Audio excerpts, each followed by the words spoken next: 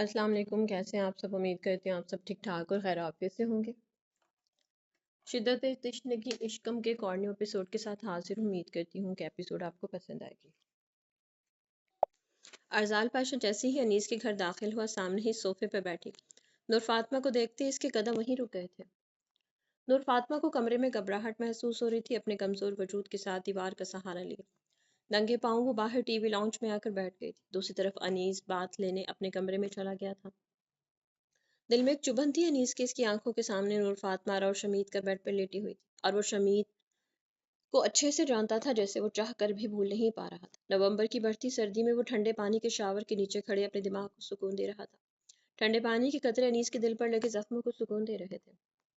ازال پاشا جیسے گھر میں داخل ہوا، سامنے نور فاطمہ اپنے دونوں ہاتھوں سے سر کو تھامے، کوہنیوں کو ٹانگوں پر جمائے، سر کو جھکائے بیٹھی تھی۔ جب اس کے کانوں میں ارزال پاشا کی آواز پڑی تھی، جاوید وہی دروازے کے پاس ہی رک گیا تھا جب اس نے نور فاطمہ کو دیکھا تھا۔ ارزال پاشا چلتے ہوئے نور فاطمہ سے چند قدم کے فاصلے پر آ کر رک گیا تھا۔ جب صوفے پہ بیٹھی صنف نازک نے فوراً سر اٹھا کر سامنے کھڑی اس دشمن جان کو دیکھا تھا، جس کی محبت میں وہ آج رسوا ہو گئی تھی، اور اگلے ہی پل نور فاطمہ کی آنکھوں میں نمی بھر گئی تھی۔ نور فاطمہ، آپ یہاں ہیں اور ہم آپ کو کہاں کہاں نہیں ڈھونڈ رہے۔ ارزال پاشا غصے میں ہونے کے باوجود نور فاطمہ سے تلخ لہجے میں بات نہیں کر پایا تھا۔ آپ کو اور گھر والوں کو کیوں میری پرواہ ہونے لگی؟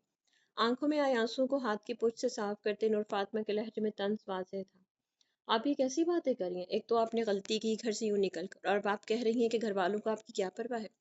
نہ چاہتے ہوئے بھی اب ارزال پاشا کا لہجہ تلخ ہو گیا تھا۔ وہ تو یہ سمجھ رہا تھا کہ اتنا سب کچھ ہونے کے بعد نور فاطمہ اب حقیقت کو تسلیم کر لے گی، لیکن یہ ارزال کی غلط فہمی ثابت ہوئی تھی۔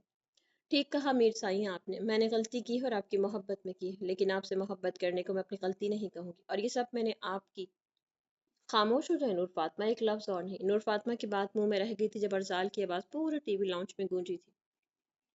انیس جو شاور لے کر باہر آیا تھا، نیچے سے آتی آوازیں سن کر اس کے قدم نیچے ٹی وی لاؤنج کی طرف پڑے تھے۔ ایک لفظ اور نہیں، بہت ہو گیا آپ کا یہ محبت محبت کا ڈرامہ۔ آپ تو محبت کے مطلب سے واقف ہی نہیں ہے۔ محبت یہ نہیں ہوتی کہ دوسروں کو تکلیف دے کر کی جائے۔ محبت پر کسی کا اعتبار نہیں ہوتا، اختیار نہیں ہوتا، لیکن اپنے محبت سے کسی کو ہرٹ بھی نہیں کیا جاتا۔ آپ کیا سمجھتی ہیں کہ آپ اس طرح کی محبت حاصل کر کے خوش رہ پائیں گی؟ نہیں، بالکل بھی نہیں۔ اپنی محبت کے لیے آپ اپنے سے جڑے ہوئے رشتوں کو رسوا کر کے خوش رہ سکتی ہیں۔ آپ کے ماں، آپ کے بابا جان، ان کا کیا قصور ہے؟ وہ آپ کی وجہ سے ایک پل بھی اب تک سکون سے نہیں بیٹھے، اور آپ اپنی اس محبت کی بات کر رہی ہیں جو کسی کو خوشی دینے کی بجائے پریشانی دے رہی ہے۔ ارزال پاشا کی باتیں جہاں نور فاطمہ کے دل کو چھلنی کر رہی تھی۔ ٹی وی لاؤنج کے باہر کھڑے انیس نے باتیں سن کر گہرا سانس لیا۔ آپ قصور کی بات کر رہے ہیں تو پھر میر سائیں میرا کیا قصور تھا جو مجھ سے یہ سب چھپایا گیا تھا؟ میں انسان ہوں، اپنے جذبات پر قابو پانا مجھے نہیں آتا۔ میں نے جب ہوش سنبھالی بس آپ کو اپنے سامنے پایا، آپ کے خواب میری آنکھوں میں خود بخود سجنا شروع ہو گئے تھے۔ اگر میں غلطی پر ہوں تو آپ سب بھی قصوروار ہیں، مجھ سے میرا اپنا آپ چھین کر اب مجھے کہہ رہے ہیں کہ میں ایک ایسے شخص کے ساتھ زندگی گزاروں جس کے لیے میرے اندر محبت و دور کی بات کوئی جذبات ہی نہیں ہے۔ بتائیں میر سائیں، اس سب میں کیا اب بھی میں ہی قصوروار ہوں؟ ازہار پاشا نور فاطمہ کے اس انداز پر حیران رہ گیا تھا۔ وہ تو اسے ایک نازک سی لڑکی سمجھتا تھا، چپ چاپ رہنے والی، پھولوں سے باتیں کرنے والی، ستاروں پر اپنا گھر بنانے والی۔ وہ نہیں جانتا تھا کہ اس کے اندر اتنا درد و تکلیف ہوگی۔ نور فاطمہ کی بات کے بعد پورے ٹی وی لاؤنج میں خاموشی چھا گئی تھی۔ ارزال پاشا جو کمر کے پیچھے ہاتھ باندھے کھڑا نور فاطمہ کی ساری باتیں سن رہا تھا، اس نے گردن موڑ کر اس کی طرف آج پہلی بار غور سے دیکھا تھا، اور نور فاطمہ کی آنکھوں میں درد کے صحرا کو محسوس کرتے ارزال نے گہرا سانس لیا تھا۔ وہ اسی وقت سے بچنے کے لیے تو گاؤں نہیں آتا تھا، اور اب وہی سب کچھ اس کے سامنے موجود تھا۔ نور فاطمہ، آپ کی ہر بات ٹھیک ہے، ہم سب آپ کے قصوروار ہیں، بڑے سرکار سے لے کر میں بھی، لیکن آپ یہ قدم تب اٹھاتی جب آپ مجھ سے بھی اپنی محبت کا اعتراف سن چکی ہوتی۔ میں نے نہ کبھی آپ سے محبت کی تھی، نہ کروں گا۔ میں نے تب بھی آپ کو اپنانے سے انکار کیا تھا جب بڑے سرکار نے اپنی پگڑی میرے قدموں میں رکھی تھی، اور آپ جانتی ہیں کہ میں نے انکار کیوں کیا تھا؟ کیونکہ آپ میرے لیے بنی ہی نہیں ہے نور فاطمہ، آپ کے مقدر میں انیس تھا اور رہے گا، اور وہی آپ کی سچی محبت ہے۔ اور ایک اور بات، صرف آپ سے زیادتی نہیں ہوئی، آپ کی وجہ سے میرے ساتھ بھی آپ زیادتی کر چکی ہیں۔ آپ جانتی ہیں کہ آپ کی یک طرفہ محبت سے میں نے کیا کچھ کھویا تھا۔ آپ کی وجہ سے میں اپنی ماں کی محبت سے محروم رہا ہوں۔ جب میں نے آپ کی آنکھوں میں اپنی پسندیدگی دیکھی، میں نے گاؤں آنا چھوڑ دیا۔ جب میری ماں کی محبت چاہی تھی، تب میں یہ سوچ کر گاؤں نہیں آتا تھا کہ کہیں آپ کے اندر پلنے والے جذبات کو میری موجودگی کوئی اور رنگ میں نہ رنگ دے، صرف آپ کی اس بے نام کی محبت کی وجہ سے۔ اور آپ مجھے قصوروار کہہ رہی ہیں، جبکہ میں نے آپ سے کوئی وعدہ نہیں کیا تھا، آپ کو کوئی خواب نہیں دکھائے تھے۔ مجھے لگا تھا کہ آپ جب یہ جاننے لگے گی آپ کسی کے نکاح میں ہیں، آپ یہ جاننے لگیں گے کہ آپ کسی کے نکاح میں ہیں تو آپ کی یہ ایک طرفہ محبت کا رخ اپنے محرم اور حقیقی حقدار کی طرف ہو جائے گا، جو آپ سے نکاح کے بعد سے لے کر اب تک محبت کرتا ہے، لیکن افسوس آپ اتنی نہ سمجھ نکلی کہ یہ سب کر گزری ہیں۔ ازال پاشا کی باتیں نور فاطمہ کو منجمد کر گئی تھی۔ اس کے پاس الفاظ نہیں تھے کہ مزید کچھ کہہ سکے۔ آج اس کی محبت نے اس کے منہ پر انکار کر دیا تھا، اس کی محبت اس کے منہ پر دے ماری تھی۔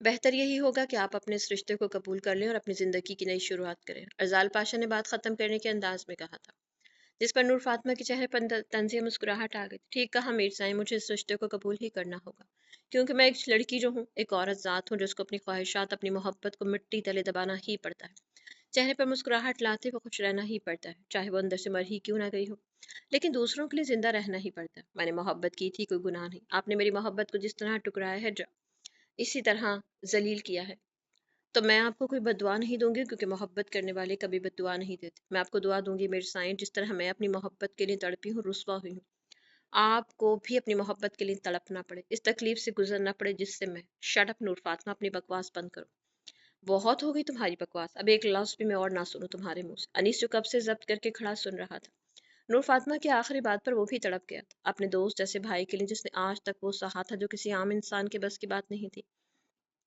اپنوں سے دوری، باپ کی موت کا غم، چھوٹی سی عمر میں اپنی خواہشات کو مار کر سردار میر اکبر کی ہر بات پر لبیک کہنا، سب کچھ ہی تو اس نے سہا تھا، اور اب نور فاطمہ اس سے اس کی زندگی کا سکون برباد کرنے کی دعا دے رہی تھی، جس کی سیڑھی پر اس نے پہلا قدم رکھا تھا۔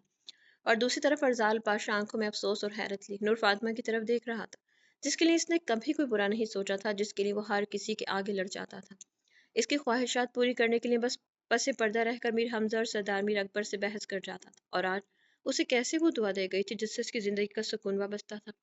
سریا بی بی کو کمرے میں لے کر جاؤ، اس سے پہلے میں لحاظ بھول جاؤں کہ یہ عورت ذات ہے۔ انیس کی غصے سے بھری آواز سن کر نور فاطمہ ایک دم کپ کپا گئی تھی۔ وہ میر ارزال پاشا کو دیکھ کر یہ بھول ہی گئی تھی کہ وہ اس وقت حویلی میں نہیں، ڈاکٹر انیس کے گھر میں موجود تھے۔ سریا فوراً بڑھتی نور فاطمہ کو بازو سے پکڑتے ہوئے کمرے میں لے گئی تھی، اور میر ارزال پاشا وہیں بے یقینی کی حالت میں کھڑا تھا۔ ارزال انیس نے ارزال کو جیسے کہا، میر ارزال جس کے چہرے پر بے یقینی تھی، اس نے خود کو اپنی حالت پر کنٹرول کیا تھا۔ نور فاطمہ تمہارے پاس تھی، تم نے بتایا کیوں نہیں؟ ارزال کا لہجہ اب نارمل تھا، جیسے ابھی کچھ ہوا ہی نہ ہو۔ میں نہیں چاہتا کہ نور فاطمہ دوبارہ حویلی جائے اور سردار صاحب کا ارادہ بدل جائے، کیونکہ جو کچھ ہو رہا ہے مجھے نہیں لگتا یہ رخصتی ہو پائے گی۔ انیس نے گہرا سانس لیا تھا۔ یہ رخصتی ہوگی اور گاؤں سے ہوگی انیس، میرے لاکھ اختلافات سے ہی، بڑے سرکار سے، لیکن میں ان کا سر سارے گاؤں والوں کے سامنے نہیں جھکا سکتا۔ تم جاوید کے ساتھ نور فاطمہ کو لے کر گاؤں پہنچو، مجھے یہاں ضروری کام ہے، میں کل آ جاؤں گا اور گاؤں میں بات کر لوں گا، کوئی کچھ نہیں کہے گا، نور فاطمہ کو وہ نہ سمجھے۔ ارزال بادشاہ نے کہتے گہرا سانس لیا تھا اور صوفے سے اٹھ کھڑا ہوا تھا، جس پر انیس نے افسوس سے گیسٹ روم کی طرف دیکھا تھا اور مثبت میں سر ہلایا تھا۔ ارزال پاشا جیسے گھر سے باہر نکلا تھا، جاوید نے فوراً آگے بڑھ کر گاڑی کا دروازہ کھولا تھا۔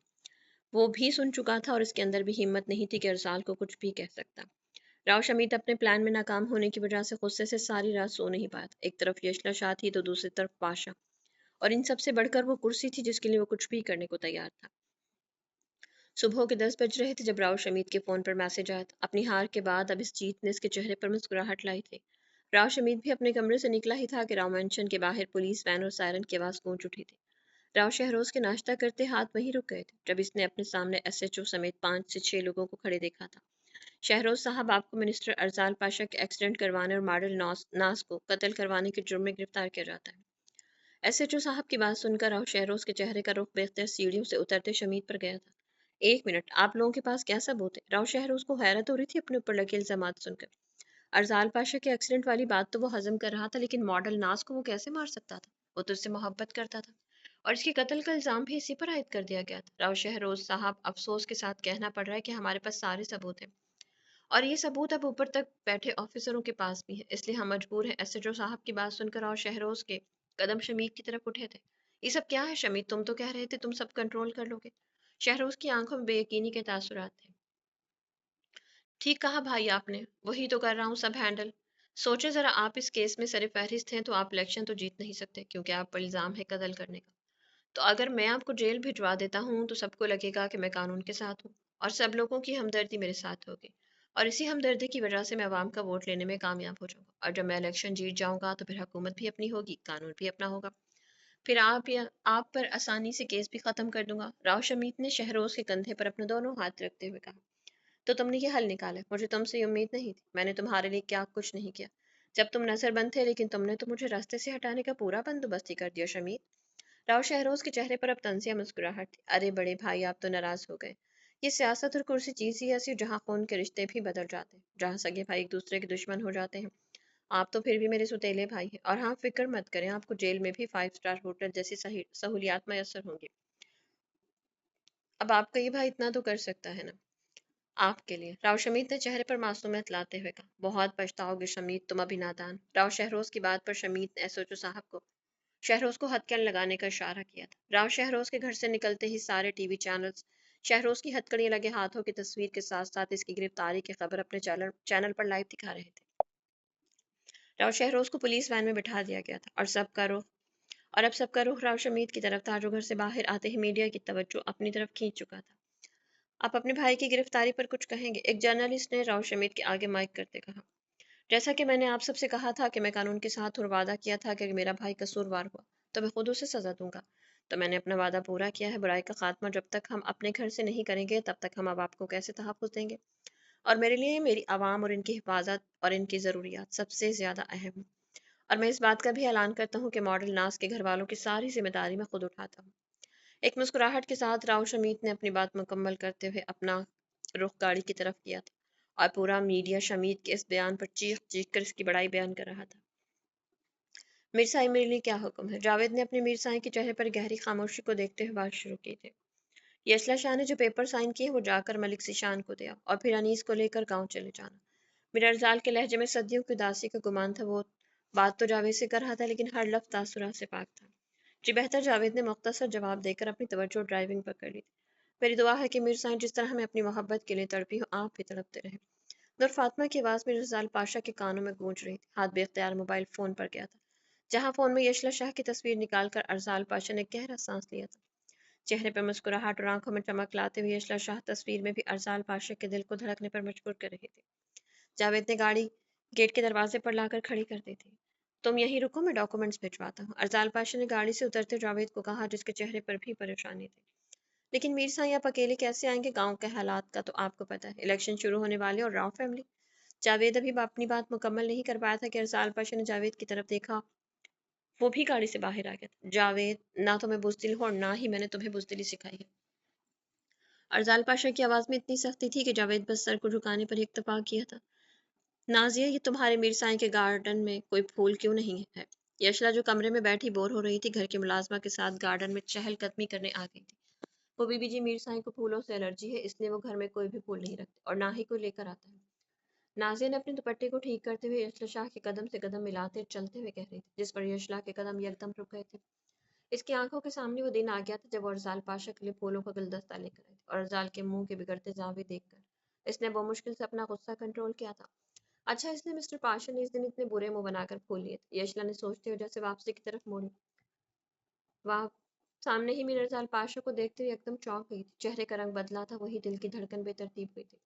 नाज़िया मीर अरजाल को देखते ही वहां से चली गई थी। अरजाल पाशा कमर के पीछे हाथ बांधे बुत बनी हुई यशला को देख रहा था, जिसकी आंखों की चमक बहुत कुछ कह रही थी। अरजाल पाशा को तवक्को नहीं थी कि यशला इसकी बात मान जाएगी और जॉब छोड़ देगी। वो जब घर में दाखिल हुआ तो यशला शाह को नाज़िया के साथ गार्डन में चहलकदमी करते हुए देखकर सीधा गेस्ट रूम की तरफ चला गया था। कमरे का जायजा लेते हुए उसकी नज़र सामने पड़ी टेबल पर पड़ी, जहाँ फाइल पड़ी थी और साथ ही पेन पड़ा था, और फाइल के ऊपर रखा पेपर अरजाल पाशा ने आगे बढ़कर उठाया, जिस पर यशला के साइन थे। लेकिन फाइल वैसे ही बंद पड़ी थी। उस फाइल में रखा कड़वा सच भी जैसे जानकर वो यकीनन टूट कर बिखर जाता। लेकिन शायद इस नाजुक जान ने वो फाइल खोली ही नहीं। पेपर को हाथ में पकड़ते हुए अरजाल पाशा ने खिड़की की तरफ देखा था, जहाँ इसकी कुल कायनात नाजिया की किसी बात पर मुस्कुराहट को अपने नाजुक हाथ से छुपाकर कंट्रोल कर रही थी। मैं कभी भी आपके चेहरे से ये मुस्कुराहट खत्म नहीं होने दूंगा यशला, और अभी वक्त नहीं है कि आप सब जान लें। अरजाल पाशा ने खुद से कहते हुए फाइल को टेबल से उठा लिया था। फाइल को अपने कमरे में रखते वो लेटर और चेक जावेद को देकर गार्डन में आया। गर्दन थक जाएगी आपकी? यशला शाह को मुसलसल गर्दन उठाए अपनी आंखों में देखते कहा, जहाँ सिर्फ इसी का अक्स था। वो आप यूं अचानक? यशला ने फौरन अपनी नजर अरजाल के चेहरे पर से हटाते हुए कहा, मैं गाँव जा रहा हूँ, नूर फातिमा की रुखसती है। वो अनीस के घर ही थे। यशला के चेहरे पर फैली सुर्खी को देखते अरजाल ने आगे की तरफ कदम उठाए थे। वो मजीद अगर अपनी मदर जान को देख लेता तो आज बहुत से राज अफशा हो जाने थे। अच्छा, देखा, मैंने कहा था ना कि वो वहीं होगी। लेकिन आप गाँव क्यों जा रहे? यशला, जो अपनी پیشن گوئی پر فخر سے کہتے ہوئے اپنے قدم تیزی سے ارزال کے قدموں سے ملائے ہوئی تھی۔ بتایا تو ہے کہ نور فاطمہ کی رخصتی ہے اس لیے۔ ارزال پاشا کی بات پر یشلا نے اپنے ہونٹوں کو کاٹتے ہوئے اپنے نازک انگلیوں کو ایک دوسرے میں پیوست کیا تھا۔ کوئی پریشانی ہے کیا؟ ارزال نے روکتے ہوئے اپنا رخ یشلا کی طرف کیا تھا جس کے چہرے پر پریشانی صاف تھی۔ نہیں، وہ دراصل یشلا کو سمجھ نہیں آ رہی تھی کہ وہ کیسے بتائے کہ روش حمید کو جب اس کے جاب چھوڑنے کا پتہ چلے گا تو وہ لازمی کوئی ری ایکشن دے گا، اور روش حمید کے غصے سے وہ اچھی طرح سے واقف تھی۔ یشلا کے چہرے کے بدلتے رنگ کو دیکھ کر ارزال پاشا نے ایک گہری سانس لی اور وہ ایک سیکنڈ میں فیصلہ کر گیا تھا کہ یشلا کو یہاں چھوڑ کر نہیں جائے گا۔ اگر آپ روش حمید کی وجہ سے پریشان ہیں تو میرے ساتھ چلے گا۔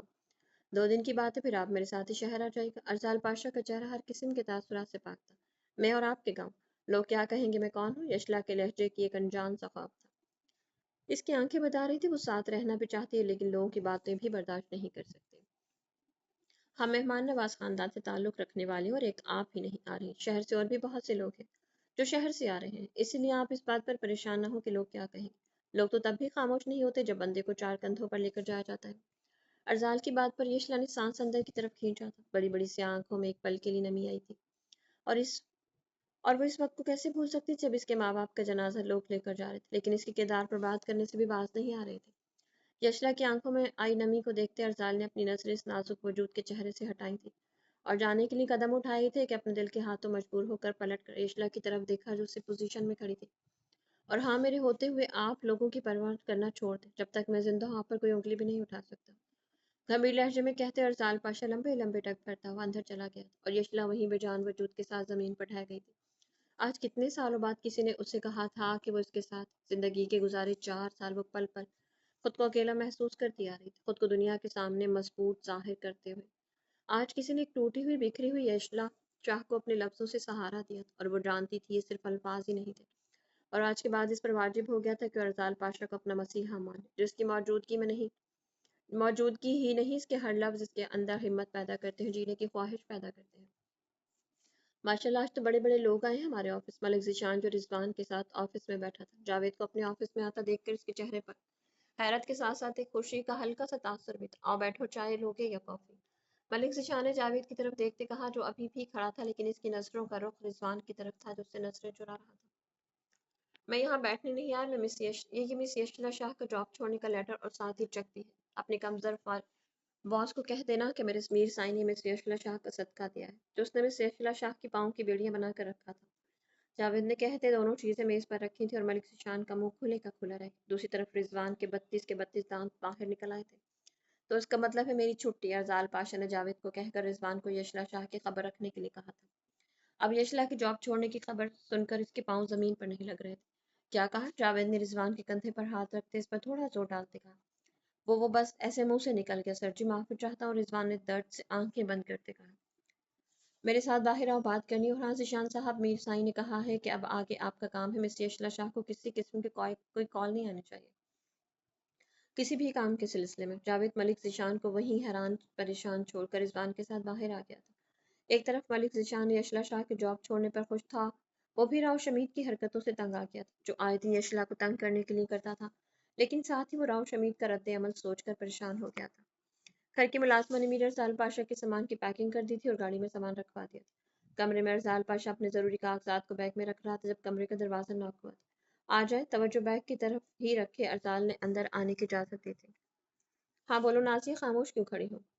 ارزال پاشا کو لگا کہ نازیہ کچھ کہنے آئی۔ جب جواب نہ ملا تو ارزال نے اپنے چہرے کا رخ دروازے کی طرف کیا تھا۔ سامنے یشلا شاہ ہونٹوں کو کاٹتے اپنی آنکھوں سے پورے کمرے کا جائزہ لے رہی۔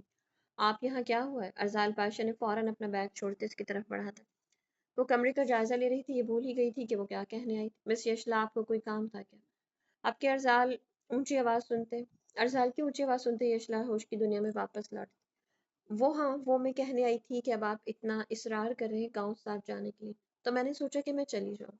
اب آپ نے میری اتنی مدد کی ہے تو میں اتنا تو کر سکتی ہوں، لیکن ایک پرابلم ہے۔ یشلا شاہ جو آنکھیں ارد گرد گھماتے اپنی بات مکمل کرتے اب سینے پر ہاتھ باندھے کھڑی ارزال پاشا کے جواب کا انتظار کر رہی تھی، اور مقابل کھڑا وجود حیرت کے سمندر میں نہ جانے کتنی بار ڈوب کر باہر آیا۔ چہرے پر حیرت لی ارزال پاشا نے سامنے چہرے پر معصومیت کی چادر اڑے یشلا شاہ کو دیکھ رہا تھا۔ اور ریئلی یہ بات ہے، مجھے تو پتہ نہیں تھا کہ میں نے آپ کو اصرار کیا تھا۔ خیر آپ بتائیں پرابلم کیا ہے؟ ارزال پاشا نے بحث کے پوائنٹ کو چھوڑ کر اصل بات کی طرف آیا۔ وہ جانتا تھا کہ جاوید اس وقت نیوز چینل سے نکل چکا ہوگا اور بات راؤ شمید تک پہنچ گئی ہوگی۔ شاید اس نے یشلا شو کو کال کی ہوگی۔ وہ دراصل میرے پاس شادی پر پہننے کے لیے کپڑے نہیں ہیں، میں تو ہمیشہ شارٹ شرٹ اور پینٹ ہی پہنتی ہوں، تو گاؤں میں ایسے کپڑے پہن کے نہیں جا سکتی نا۔ یشلا کچھ شرمندگی اور کچھ ہچکچاہٹ سے کہہ رہی تھی۔ یہ بات تھی جس کے لیے آپ نے اتنا سین کریٹ کیا۔ ارزال پاشا نے ایک ہاتھ کمر پر رکھتے، ایک ہاتھ ماتھے پر رکھے گہری سانس لیتے جی یشلا شاہ کو سمجھ نہیں آئی کہ وہ کیا جواب۔ آپ گیسٹ روم میں جائیں، وہاں آپ کا سامان پیک کر دیا گیا اور ساتھ جانے کے لیے سوٹ رکھا ہوا، آپ چینج کر لیں۔ میر ارسال پاشا نے ایک نظر یشلا کو دیکھا جو راؤ شمید کے دیے ہوئے سوٹ میں ابھی تک تھی۔ اس نے کہتے ہوئے اپنا رخ دوبارہ بیگ کی طرف کر لیا اور یشلا شاہ حیرت میں ڈوبی گیسٹ روم کی طرف چلی گئی تھی۔ کمرے میں آتے اس نے بیڈ پر سفید گلابی رنگ کی فراک کے ساتھ کالی رنگ کی اونچی ہیل والی جوتی پڑی دیکھی تھی۔ میرا سائز کیسے پتہ چلا مسٹر پاشا کو؟ بیڈ سے فراک اٹھاتے آنکھیں سکیڑتے یشلا شاہ نے باہر دروازے کی طرف دیکھا۔ نہیں نہیں، یشلا کیا سوچ رہی؟ وہ تو خود تب بے ہوشی میں تھے۔ اس دن ایکسیڈنٹ والی بات یاد کر کے یشلا کو کپ کپی آ گئی تھی۔ اپنے خیالات کو جھٹک کر فراک اٹھا کر فریش تو ہونے چلی گئی تھی۔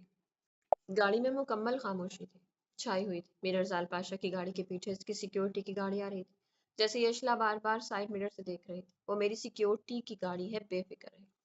میر ارسال پاشا نے گاڑی ڈرائیو کرتے ہوئے سرسری سی نظر یشلا شاہ پر ڈالی جو دل کو چھو لینے کی حد تک پیاری لگ رہی تھی، اور میر ارسال پاشا اسی وجہ سے یشلا کو دیکھنے سے گزریز کر رہا تھا۔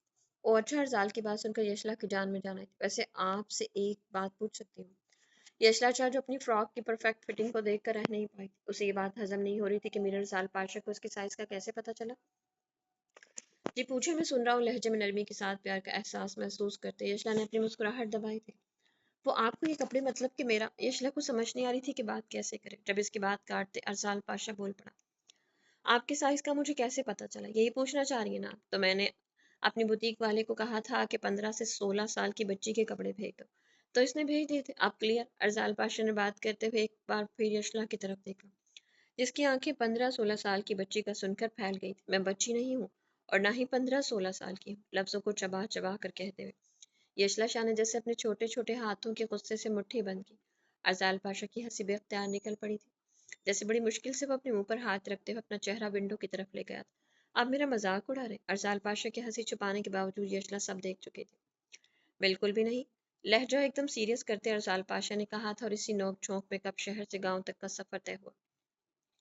ارزال پاشا کو احساس تک نہیں ہوا تھا، آج پہلی بار اسے سفر سے اکتاہٹ نے محسوس نہیں ہوئی تھی۔ وہ دونوں اپنے اپنے جذبات سے بے خبر اس وقت کو جی بھر کر جی رہے تھے۔ ارزال پاشا، تم نے بہت بڑی غلطی کر دی۔ تم نہیں جانتے یشلا شاہ میری ضد ہے، میرا جنون ہے جس کے لیے میں کچھ بھی کر سکتا ہوں۔ تمہیں مارنے میں دیر نہیں لگاؤں گا، چاہے مجھے اس کے لیے کچھ بھی کرنا پڑے۔ ملک ذیشان راؤ شمید کو لیٹر اور چیک دے کر ہاتھ باندھے کھڑا تھا، اور راؤ شمید کسی زخمی شیر کی طرح ارزال پاشا کے لگاؤ ہے وار پر تڑپ رہا تھا۔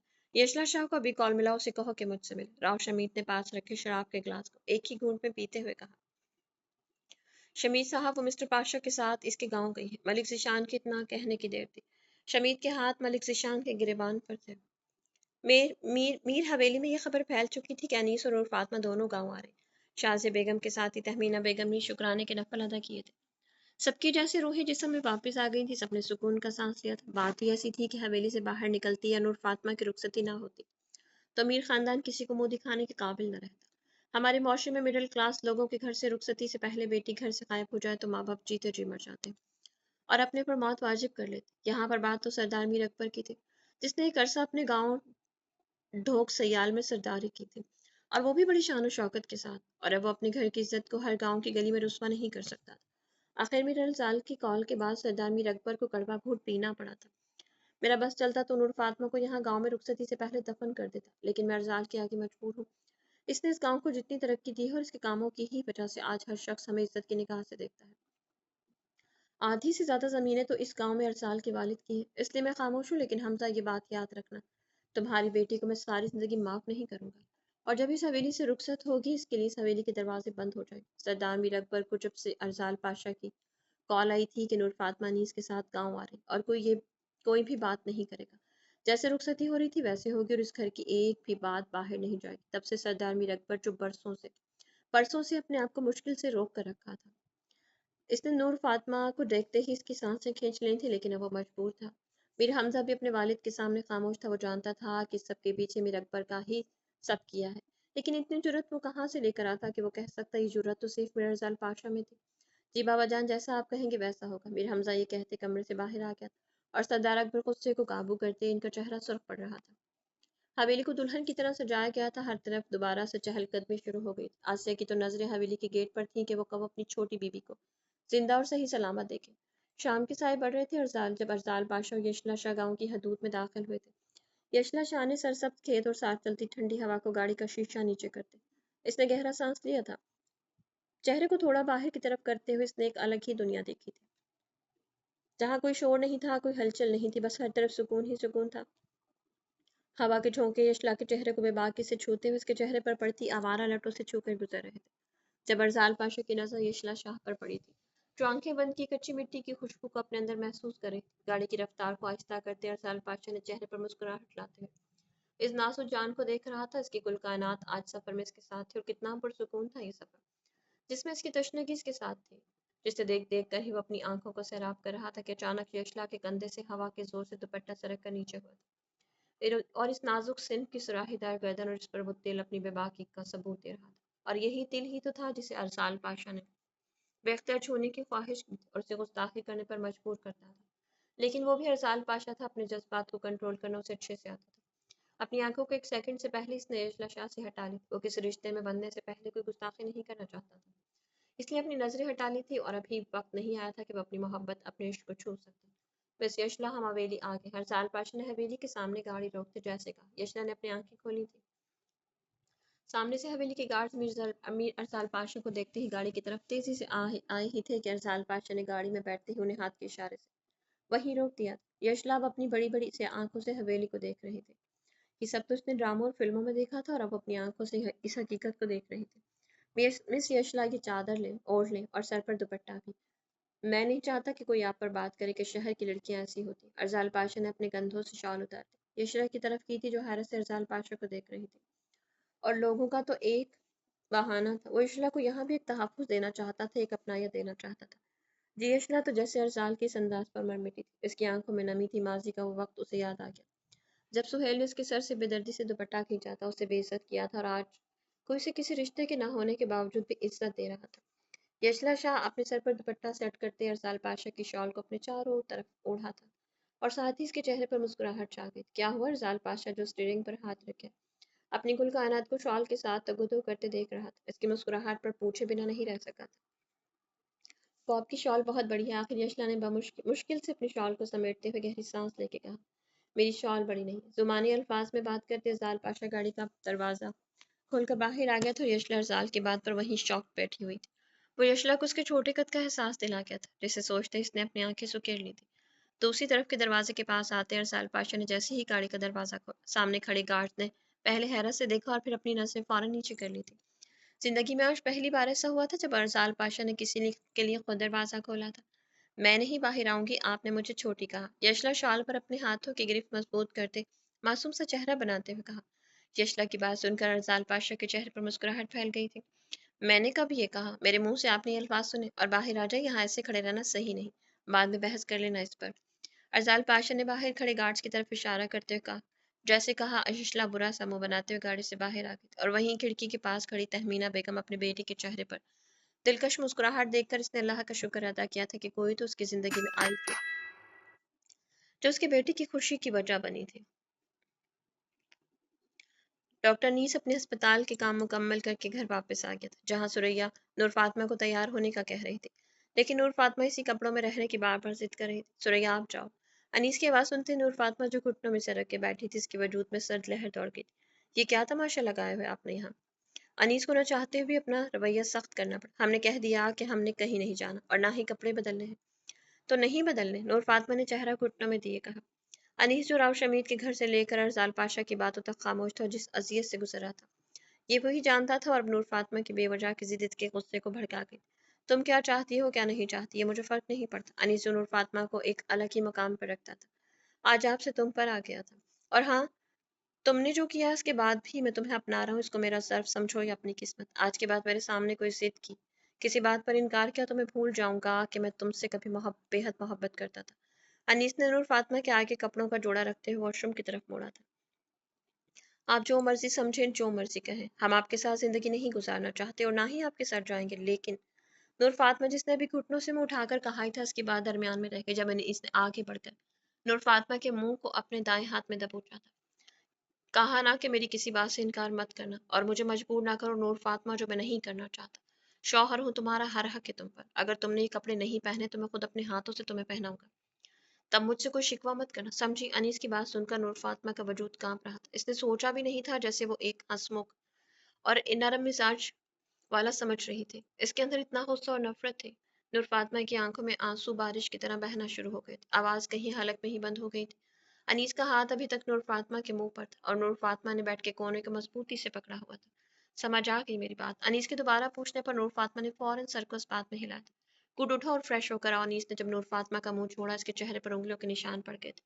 کتنی نازک ہے یہ، ذرا سی سختی سے اس کا یہ حال ہو گیا۔ نشان کو دیکھتے انیس کو اپنے آپ پر افسوس ہو رہا تھا، اس نے یہ کب چاہا تھا کہ وہ اپنی شریکی ہاتھ کے ساتھ یہ رویہ رکھتا، وہ تو اس کے ساتھ زندگی کا ہر پل دل و جان سے جینا چاہتا تھا۔ ماں باپ کی وفات کے بعد ایک وہی تو اس کی ساری زندگی کی ہمسفر تھی، لیکن قسمت نے اسے کس آزمائش میں ڈال دیا تھا وہ خود بھی انجان تھا۔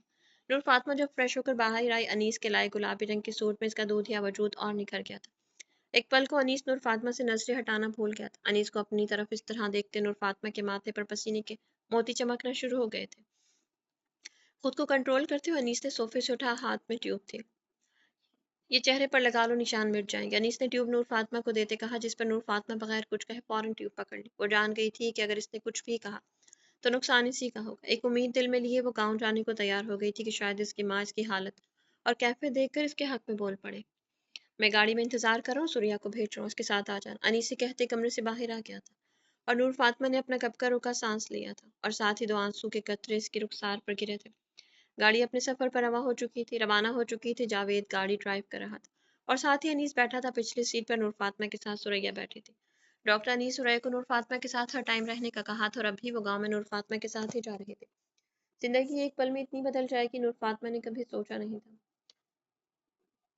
وہ جو خواب دیکھتی رہی، اس خوابوں کا حقدار بدل جائے گا اور اس حقیقت کو تسلیم نہیں کر پا رہی تھی۔ آج انیس کا اسے اپنا حق جتانا، اس پر سختی کرنا نور فاطمہ کو بہت کچھ باور کروا چکا تھا۔ کاش میری محبت کی تشنگی میر سائیں کے پاس جا کر پوری ہوتی، کاش میں ان کے قدموں کی خاک بن کر ساری زندگی گزار دیتی۔ مجھ سے یہ ناانصافی نہیں ہوگی، میں خود کو ختم کر لوں گی، لیکن اپنے وجود کو ڈاکٹر انیس کو نہیں دوں گی، وہ اس کا حقدار نہیں ہے۔ میری روح تو میر سائیں کی ہے، میں یہ ظلم نہیں کر سکتی۔